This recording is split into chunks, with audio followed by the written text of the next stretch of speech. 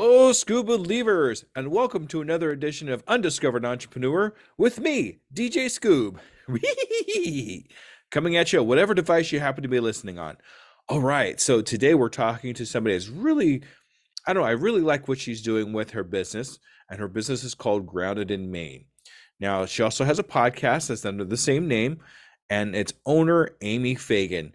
Now, Amy Fagan does jams and jellies, and I can't wait for you to hear exactly what's going on with that because it's amazing. It's amazing. Make sure you listen to about the different types of struggles that she had getting started and how her podcast actually helped her along in her entrepreneur adventure. So today we are talking with Amy Fagan of Grounded in Maine. Salutations, Scuba Believers, and we are here again with another amazing, brand spanking new entrepreneur. Today we're here with Amy. Hi, Amy. How are you? Hey, Scoob. I'm doing great. How are you? I am fantastic. Thank you so much for coming on the Undiscovered Entrepreneur. I really do appreciate it, but I do have one little kind of important question to ask you, okay? Okay. All right. Are you a Scuba Believer? I am a Scoob believer. Absolutely. All right. Thank you so much for being a Scuba Believer. I really appreciate that. All I'm a big right. fan. Oh, good. Thank you very much. I appreciate that. That's amazing. All right. So if you could do me a favor a little bit and just tell me who you are, obviously you're Amy, but tell me a little bit about yourself and what your entrepreneur adventure is and how long you've actually been doing it for. Sure. My name is Amy Fagan. I live in Maine. I have a jam business called Amy's Garden Jam. I started in the beginning of the pandemic in 2020, and it just was weird timing. It was all weird timing. It was luck, fate. I'm not really sure yet. But I had been in a car accident and I was out of work for 4 months. And while I was out of work for 4 months, I was just getting some stuff together, paperwork and, licenses and stuff like that, because I had nothing else to do. And then by the time I was able to walk again, I had kitchen space reserved and I had recipes and I was set to go. It's amazing when you come across something that negative as a car crash or even the pandemic or anything like that, where you could actually turn that around into something really super positive, taking that extra time that you've set aside that you're not doing anything else, and you could do something so positive like put together a jam business or anything else for that matter. If you find yourself 100%. if you find yourself in 100%. that predicament where you don't have anything to do, make something of that time. Yeah, it's true. I mean, I know when I was out of work, people were like, "Oh, you're going to catch up on all the Netflix." And I'm like, "No, I was doing workshops and webinars and researching for jam business and it was just a fluke thing, really. Like it was not my plan while I was out of work. It just happened."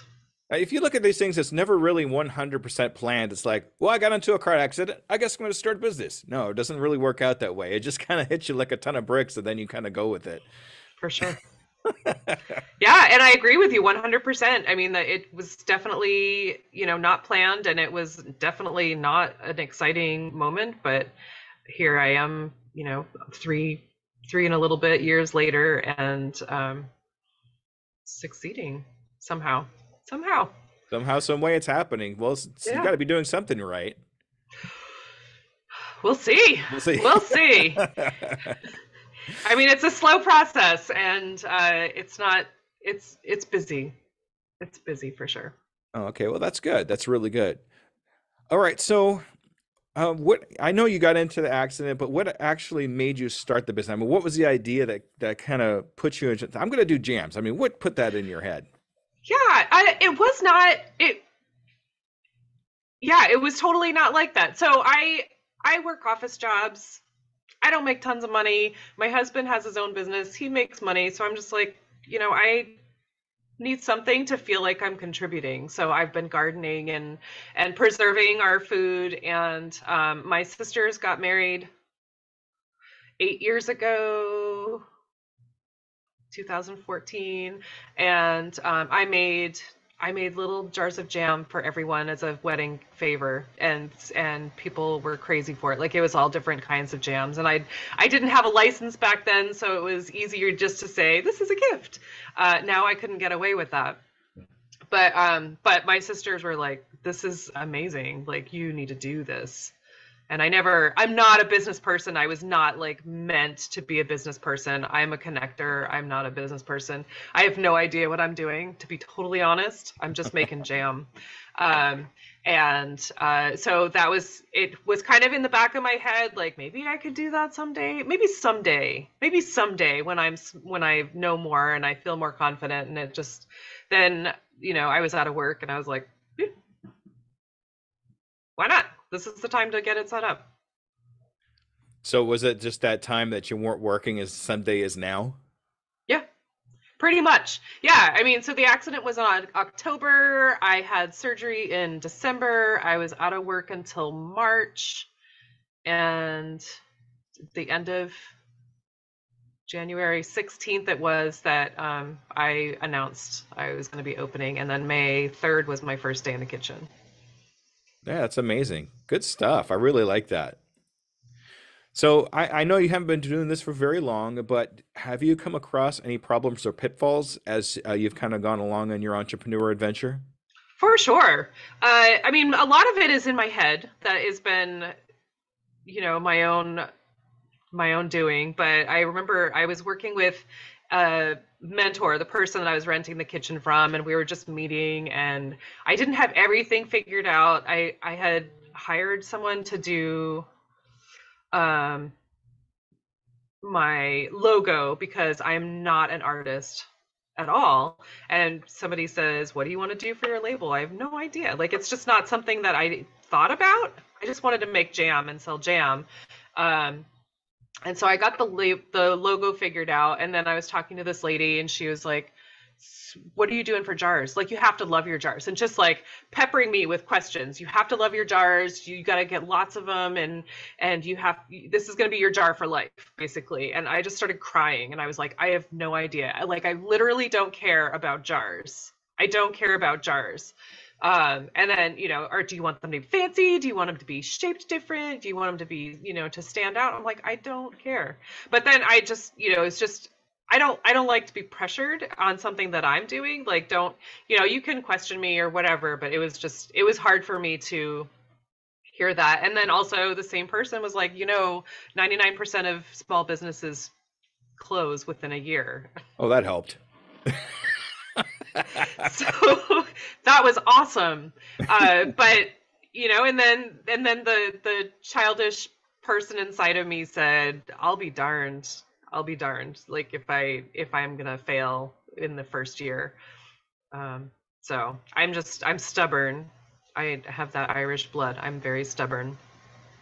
But and then it's really like the business stuff. We're dealing with taxes right now, of course, Mhm. and I can't even figure out how to print my bank statement. But all that's I was talking to my husband's dad, and he was like, "So, how many jars of jam do you have to make every week to not have to work?" And I was like, "Too many." Because it's just me. It's just me. You can only Right. make so much jam at a time, and you only have so many hours in the day. And so I basically make jam on Sundays, and I do as much as I can do on Sunday. That's kind of like me with my podcasting because I work two full-time jobs on top of everything else. So setting aside that time to make sure I have that time to be able to do my podcasting or whatever it is I happen to be doing at that time. It's really important to set that time aside so this is for my blank, Right. right? So Yes. what did you do for your logo? I mean, did you get some outside help for your logo or I mean, I did. I mean, somebody mentioned Fiverr, and I went on Fiverr and I hooked up with this super nice guy from Pakistan, Musab, and it was like 25 bucks or something like that. And he like designed my business cards and everything. I just printed them here. So it's cool. I that's not it's fine. I don't. yeah, that's not bad. That's not bad at all, especially if you're just getting started. That's actually pretty cheap. Yeah, I just needed something, and I still might change it someday. I don't know. I have a friend who's an artist, and we had designed she designed a logo that I really really liked, and it's still sort of there as a maybe someday. But somebody told me that it was kind of basic, and I was like, I need to stand out, and that's just me questioning myself as typical. But so I might go to that someday. That's okay. We shall see. Actually, if you ever decide that you want to change your logo, I know what I would do is like I would actually make a couple of them, like two or three of them, and then get the opinion of people that either follow you or like past customers or something like that, and get their opinion of which one they like the best. Because a lot of times, if you like one that's really nice and you really like it, but then you actually take it out to the market, and then the market tells you they actually like a different one, it's probably better to go with the one that the market likes the best. Yeah, for sure. So that's what my friend Dragos did, the beekeeper from episode 7. He actually talks about a story about his logo and how it came about, and that's how he actually ended up putting his logo together, was getting the opinion of other people and finally putting it together with one that they wanted, even though it was different from the one. He already had business cards printed out and t-shirts and all kinds of stuff, but he went with this new logo. So I also noticed that your zone of genius is your jams, because you don't want to do anything else. It's true.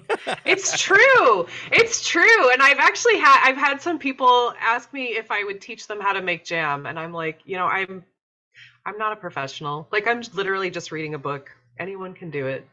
But and I told somebody that, and she was like, "But I don't want to do it. I could do it, but I don't want to do it." So there I am. Really depends on the person. True. Yeah. Yeah. I mean, some people don't feel like they can, but it's not that hard unless you're doing a whole bunch at a time. Right. Then it could get a little tedious, right? Yeah. But I mean, I could tell just by the tone of your voice and everything else, if it has anything to do, not to do with jam or making jam, you want to put that somewhere else, put that, have somebody else do it for you, or maybe even hire somebody else to do it for you, like you did for your logo. Yeah. That way you could just concentrate on your one thing, and that's making your jam, which sounds like that's your zone of genius. Right. All right.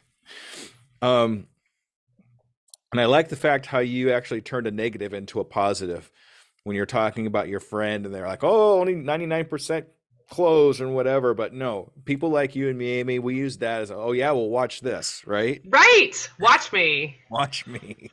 So that's awesome. I like that a lot. All right. So I'm going to move on to a different question here. Okay.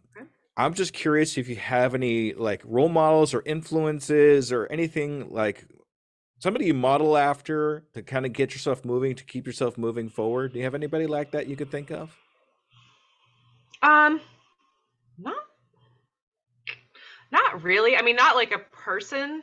I've been listening to a lot of podcasts and a lot of not really self-help, but just like encouragement, empowerment people. And the one thing that really stuck out with me was Kathy Heller had said, "You don't need to know everything to start." And that is, I'm running with that because I will never know everything. And that is, if I was waiting to know everything, it would never happen. And I think that's the mistake a lot of entrepreneurs actually make, is they really think they have to be an expert at something just to get started, when really all you need to do is get started. Right. And that, I mean, getting started is what I advocate for anybody that I talk to. It's just getting across that start line. Hmm. And that way you could start learning yourself instead of having to depend on just depend on your experience and know what you're doing by then, and just learn as you go. I call that on time learning, because you learn as you need to know something. Oh, it's time for Right. me to know this. Okay, let me learn this. Okay, now that I know that, I'll move on to something else. So that's really important too. And of course, and sorry everybody, I'm going to say it again. It goes right into my tagline: I can, I am, I will, and I'm doing it today. Get that first start going. Get that snowball rolling. Right, I'm going to talk about snow outside right now. Whew. But get that snowball rolling. That way, it gets a little bit bigger and bigger as time goes on. So Right. you don't necessarily have to have influences or mentors or anything like that, but it does help to maybe create a shortcut for yourself If you're not sure about marketing, find somebody that knows about marketing. Maybe ask them a couple questions about it. If you have questions about your logo, ask somebody that's actually, does that for a living, makes logos for a living. And hey, what do you think of this or what kind of that? Don't be afraid to find a mentor. Maybe you can create some shortcuts for yourself. Yeah. That's kind of what yeah, it's kind of what I'm doing. There's so many things that I don't know, and in my lifetime, I've met a bunch of people who are very skilled at things that I am not. I surround myself with people that are super smart to, I think, feel smarter just by being around them. Well, no, that's actually what a lot of people do. If you surround yourself with people that not only are smarter than you, but Have they different know more, and skills. they don't mind teaching you these things because they're your friends and that kind of thing. You are the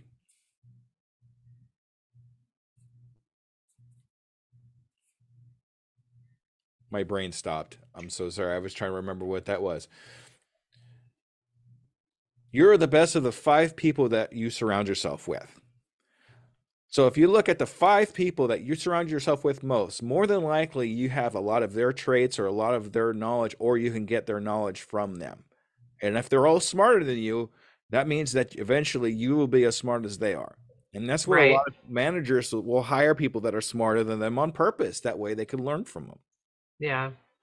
I also, in that same line of thought, Scoob, the five people, um, Kathy Heller also said, maybe it's Kathy Heller is my mentor, but she said the five people that you spend the most time with are either going to drain you or they're going to boost you up. And so I've had to change my surroundings to be in a, more uplifting situation. So, being in, since I'm gonna burst bubble. Since I've entered the podcast world, the people that I've met, you included, are just so encouraging and so creative, and you just ooze that, and I can't help but be drawn to that, and not just because I want to absorb your energy, but kind of I do. Like I gain from that, and hopefully that also, I'm giving off as well. But I just I am putting myself in places where there are more energetic, more creative, more encouraging people than where I was before. And that's the idea, really, is to get you into the next level, to get you higher than where you are now with friends or whoever that happens to be, whether it be a neighbor, a family relative, a spouse, anything like that, of somebody that's going to lift you up into that next level. For sure. All right. So I know you haven't been doing this for very long, but I was really curious about when you think you've made it, when you actually make it to that pillar of, hey, this is exactly where I wanted to be. Can you explain that to me and what that looks like to you? Ooh, exactly where I want to be. Yes. With Jam, I want to make a profit. That's always nice. I want to, yeah. This year has really boosted my jam business, and not even like, I mean, I think financially a little bit, but more just exposure. Uh, I I have been selling in like a farm stand, and where I make the jam is a farm store. So just small places. People said, "Do you want to have it at the farmer's market?" But there are like four or five other vendors at the farmer's market that are selling jam. So I don't really want to be there. And Mhm. it's not that I don't want competition. It's like I want to make money. Um, but this year with podcasting, like people that I've met have ordered jam for me.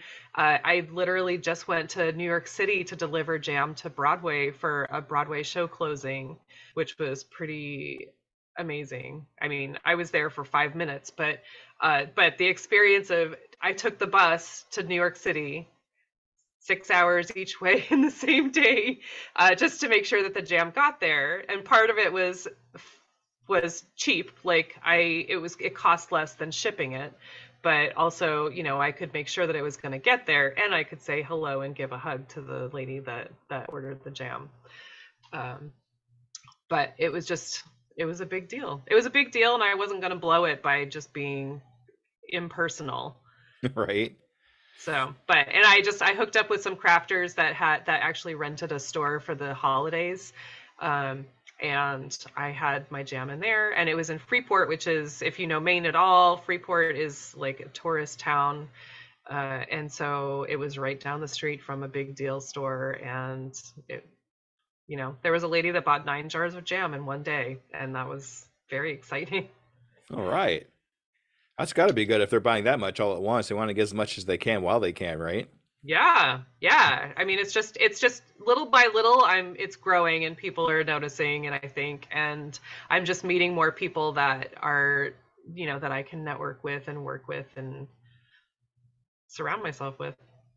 Good. That's really, really important. It's nice that you're so willing to give that personal touch when you can. If you could just hand deliver, even if it's far away, if you have the opportunity to hand this over, say, here is my jam, and give them a Right, hug and actually physically shake their hand and say thank you very much for right. That's a whole different experience when you're just doing it, ordering on a website or even just on a computer face to face like we're doing now. It's a lot different when they you could physically touch them and actually say thank you in person. right. That's a fantastic, when you could do that, oh man, do it. Yeah. It's not something I'll be able to do, but if it's Broadway, or if it's, something that's gonna really be exposure, I'll do it. I'm There not you go. opposed. Life is too short, man. That's for sure. So you said there was a big difference between last year and this year when it comes to your jams and your profit margins and things like that. What was the biggest difference between last year and this year you think that made that difference? It was podcasting. It was 100% podcasting. I am sure of it. I mean, it's also just networking, the more people I meet. So I met the crafters last year and have just become really close with them. And so this year they rented the store, and it was just a whole different ball game. But it's cool for me to be in places like that, and because I'm so stretched with social media. I'm sure you know how that is. Oh I mean, yeah. I have a personal Facebook and Instagram page. I have a jam business Facebook and Instagram page, and then I have a podcast Facebook and Instagram page, and then Twitter, and like it's just too much.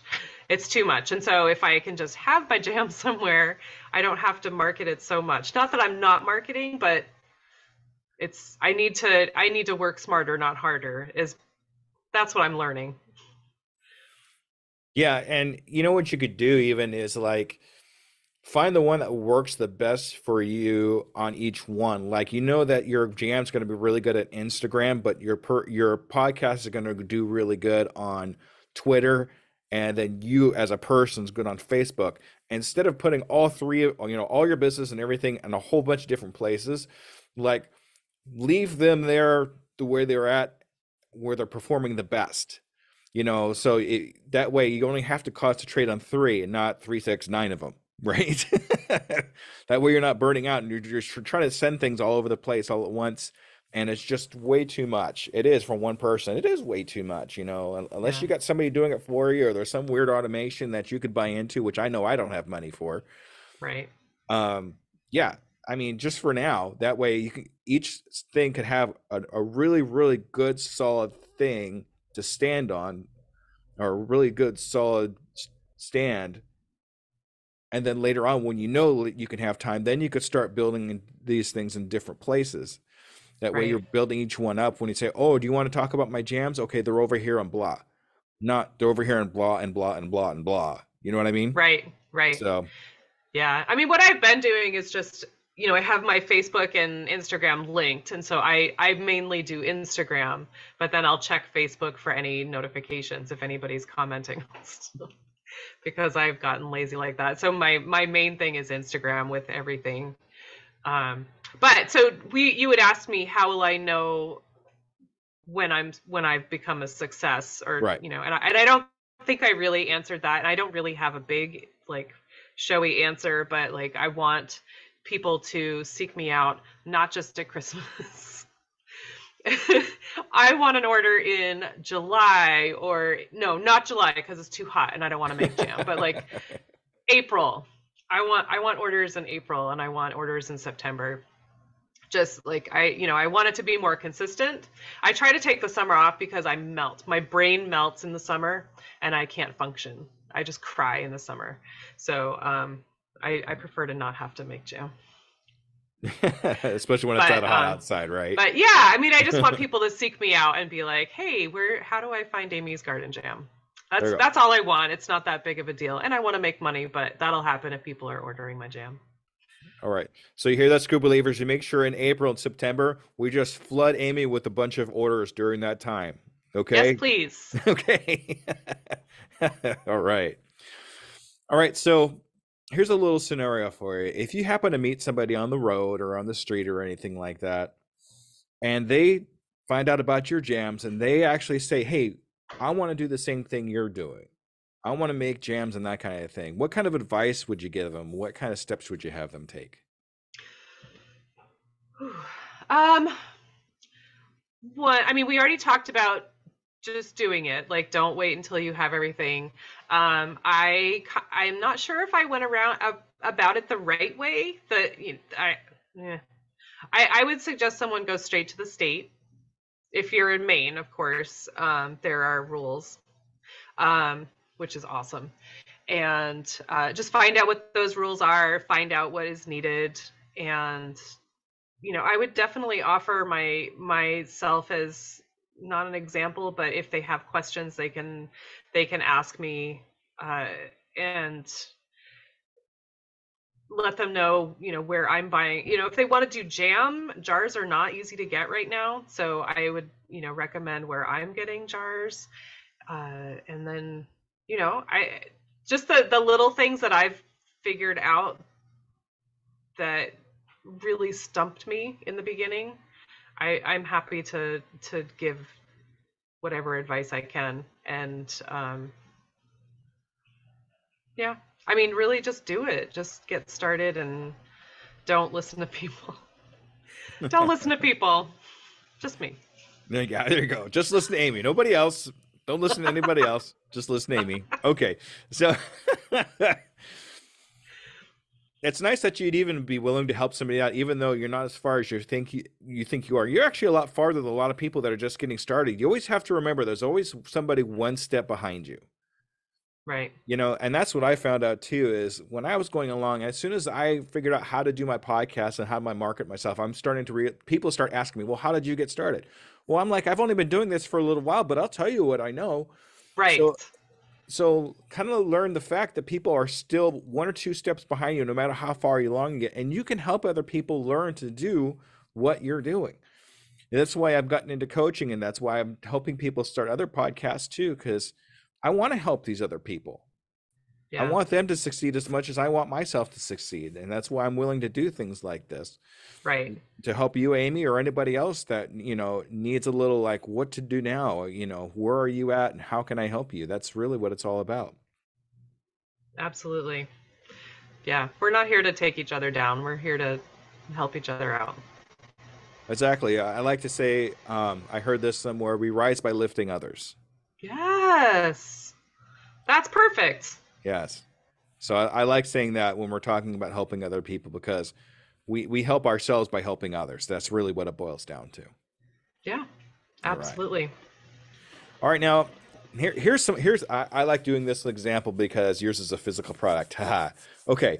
So say I'm in one of these shops that you're talking about, and these little boutiques or anything like that, and I see your jams, but I also see a couple other jams in that same, like one or two other jams from different companies in that same area. How does your jam set themselves, or how do you set yourself apart from these other jam companies or whatever? I mean, in person, I don't know that there's a big difference. I know where I sell my jam at the store, at the farm store where I make the jam. There are a couple of other jam companies that are also there, and I think that I sell quicker. That's what I've been told, that my jams sell quicker. I think it's price point. I price it pretty low because I know that everyone can't afford to eat well, and so I want it to be accessible. And if people meet me, I think that they would 100% choose me over others. Not that people aren't nice, but I'm, you know. I'm super friendly, and I will tell them that I picked the berries myself, and it's the best quality, and I put everything into it, and I think that if people meet me, they will definitely choose my jam. If they don't meet me, it's just a cute little jar of jam, and I've got fun flavors, and it's just price, I think. I mean, that's not something that I try not to compare myself to others. So that's a hard question, because I do it in my head, and I don't like to put myself in that position. But I think, if it's personality, it will be me. If it's not, then, maybe they'll try the other jam. Maybe they'll try both, and they'll say, "Oh, I like this flavor." There you go. Do you have kind of a different flavor that most jams don't jam with? I do a lot of flavors that most people don't use. I mean, and they're not like special recipes. They are from the Ball canning book, but there's one that is Sunday in a jar, which is strawberries and raspberries and chocolate liqueur, which is it's pretty cool, pretty good. I have a strawberry lemon marmalade, which is a favorite of a lot of people, and I have a rhubarb orange marmalade, which is one of my favorites, and apple preserves, which kind of blows my mind because I love, love, love apple preserves. It's like apple pie on your English muffin. Why would you not love that? And it's a slow one for people. They're not catching on so quickly, but it's so beautiful. It's chunky apples, nutmeg, and lemon slices, and so I like to, in my social media, like my I have, you can't see them, but I have a whole bunch of little baby lemon trees. Oh, Because I'm obsessed with lemons right now. And so my lemon slices that go in my apple preserves, every so often, my lemon tree will make like 4, 7, or 8 a year. So like every 6 months I'll have a few lemons, and I'll be like, this I just pulled off my little tree. I just did it a couple weeks ago, and this is going in the apple preserves. So I like to do stuff like that, and I literally pick all the strawberries myself. So I mean, I know that, I get to control. I'm the quality control. But then, as far as flavors, they're not like anything outrageous. They're just fun flavors. there you go. Some of those flavors are amazing that you're talking about. I would just choose your jam just because the flavors are so different than most other people. Think people like the normals like the strawberry and grape and that kind of thing, but you got rhubarb going, you got some lemon stuff going, you got chocolate mixed in with, oh boy, you're making my mouth water over here. I know. I know. Well, I do have the standards, and they sell better than everything else, but people I met a lady through Instagram who has a card shop in Nevada, and she bought a dozen jars of the Sunday in a jam and Sunday in a jar because she loves it, and she was selling it in her store in Nevada, like across the country. So that's just really fun. Stuff like that, when I know what people love, and I can, send them a little extra, or, nice notes, or I mean, like you were saying, we help each other by however that went. Like lifting each other up helps us too. But it's just, I'm creating relationships, not necessarily business partners or whatever. But my card shop friend, I'll just say, send me a package. Send me a variety, Mhm. and so we're helping each other's businesses, keeping each other going. So it's fun. Just for the record, it's we rise by lifting others, but there you go. That's what it Yeah. is. My That's brain right. is toast today, man. That's okay. You got plenty of jam for that toast. Okay. So I do. yes. So we're actually going to get into one of my most favorite questions.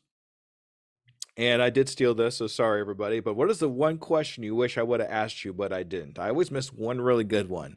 One that everybody prepares for, but I never ask. What is that one question, Amy? Right?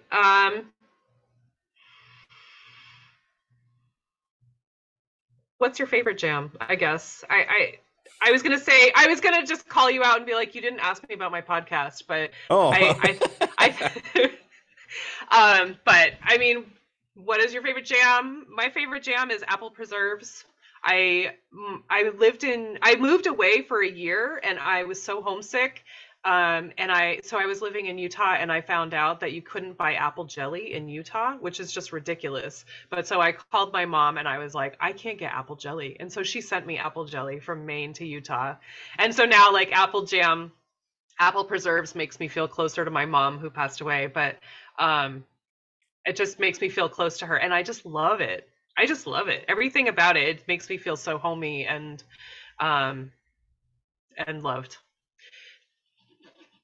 That's awesome. Yeah. Did we have to smuggle it in here, or I mean, was it just mailed? Or I mean, if it's, I mean, is it against the law to have apple jam? Or I I mean, don't know. I don't know. It was so weird. I don't know. I mean, it's not like the jelly that you buy in Maine is, I mean, now it is because I offer it, but it's not like it was Maine jam. It's just sold in Maine. Probably made in California. hmm, that's really weird. Okay, we'll have to look into that later. All right. Yeah, but All right. So now that we're kind of getting towards the end here, what I would really like to know is what are your goals for the next 6 months? I know you have goals that you've set for yourself in the next 6 months. What do you think, Amy? What do you think you want to accomplish in the next 6 months? I want to organize myself better and be able to uh, just like streamline my process more so that I can focus on the jam making and I can focus on maybe getting jam somewhere else, like in another store or not a store, but just just networking and getting it out there more, getting more visibility so I can get those April and September orders. I just want steady income. I want steady income, not just Christmas income. There you go. So you want to have steady income, you want to have orders coming in pretty frequently, and be a little more organized in what you're doing. Does that sound about right? Yes, please. All right. So I'm gonna do like I do with everybody else. We're gonna check in with you in about 6 months. We're gonna I do hope so. another interview just like this, and we're gonna see if you've reached those goals. Okay, Amy? Yes. All right. So tell me about your podcast. See, I knew I was coming up with it eventually. All right. I really want to know the name of your podcast, what you actually talk about in that podcast. Okay. My podcast is called Grounded in Maine, and it is about sustainability. So I sort of developed this with a friend of mine. We're volunteer gardeners at a local farm that grows organic produce solely to donate it to food pantries. And so as we were gardening several weeks in a row, we were just talking about how cool it would be to be gaining homesteading skills. And so we were thinking we would do a YouTube channel together and talk to people and learn new homesteading skills and incorporate them into our lives and then report back on it. Like, this is totally doable. I'm taking this on. This is going to be a game changer. Like all these things. And then it didn't end up working with the two of us regularly. So I went to a podcasting retreat last March and learned about podcasting, and they gave me a microphone and they gave me some equipment, and I was like, I guess this is how I live. Like, I will talk about stuff forever and ever and ever and say someday I will do this, and then someone puts a freaking microphone in my hand and I have to do something with it, or I'm wasting the opportunity. Mhm. So then I was like, okay, so we need to come up with a podcast plan, which is talking about sustainability, talking to people who are doing different sustainable activities. I've talked to people who are beekeeping, like your friend, um, foraging, herbalism, recycling. I talked to a really cool lady who has a refill store, so you don't have to buy like your laundry soap in the big plastic jug and throw that away or recycle it. It's just less waste. Um, and then, talking to people who are gardening, and I'm going to be talking to someone about composting and worm composting and stuff like that. Like, I want to learn more. Like, they came from me wanting to learn more and be a better sustainable person. be a more sustainable person. And I figure if I'm learning by talking to people, other people hopefully will want to learn as well. And so I'll just record my conversations. So that's it That's the way to do it. That's in the a way to do nutshell. it. Yeah, that's awesome. Um, can you just, when you say sustainability, can Yes. you give me a quick like definition of what you consider sustainability? That way we kind of get a better understanding because there's different ways of doing it. But I mean, when you hear sustainability, what are you thinking?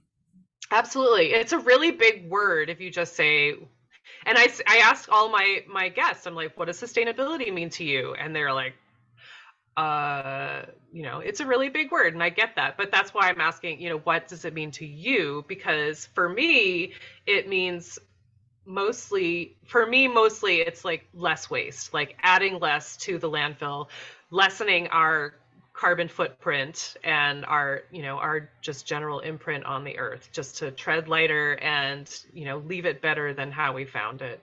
I think about, as much as I love the 80s, and I will say it every single Sunday while I'm making jam, I listen to the 80s and I love the 80s. But the 80s were a time of excess and hairspray and all the chemicals. And we did this to ourselves with global warming. And I just want to I don't know if we can actually start to reverse it, but we need to not keep going forward like that. We need to backtrack and um, just try to fix it a little bit. And it starts with one person. I will make less waste, I will use less plastic, I will make more things than I will purchase. And that's my impact. And it may seem small, but it all adds up if everyone is doing something. All right, that's fantastic. If anybody wants to know about sustainability, make sure you take a listen to Grounded in Maine, and you could always ask Amy questions if you need them. Please.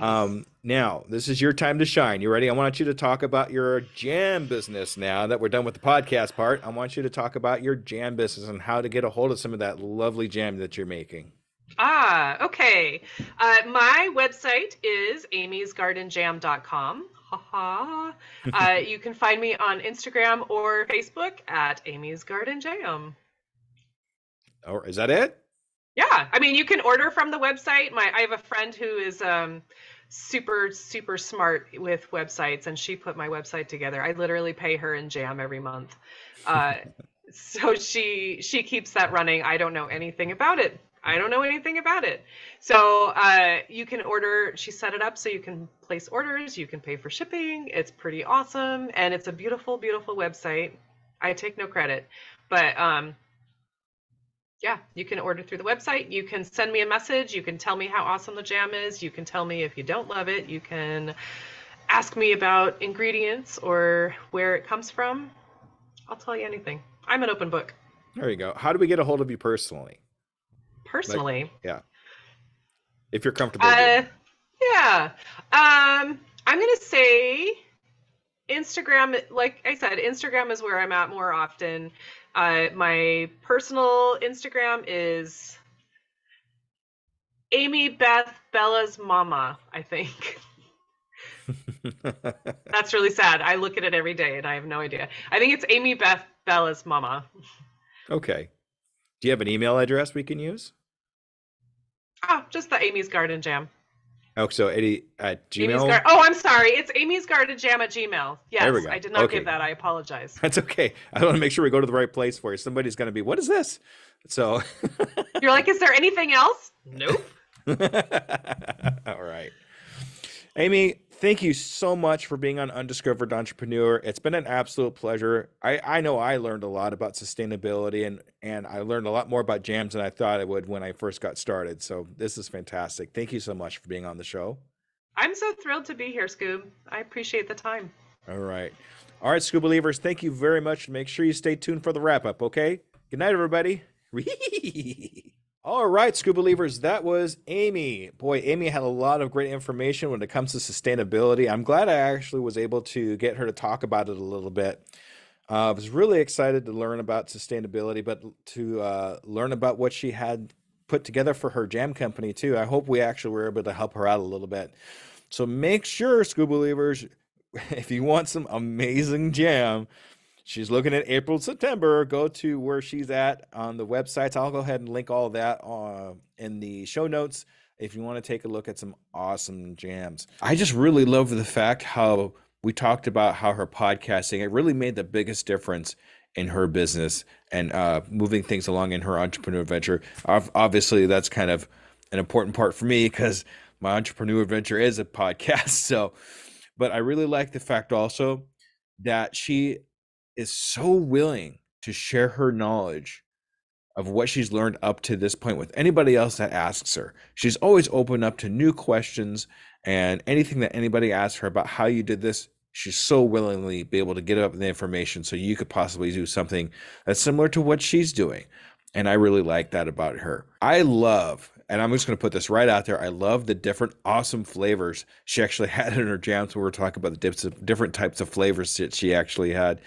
Oh man, I'm gonna totally go right now and get some. As a matter of fact, if you want to get some for yourself, go down to the show notes down there, click on it, and get yourself some amazing jams. A little bit of a plug, but hey, you know what? That's okay.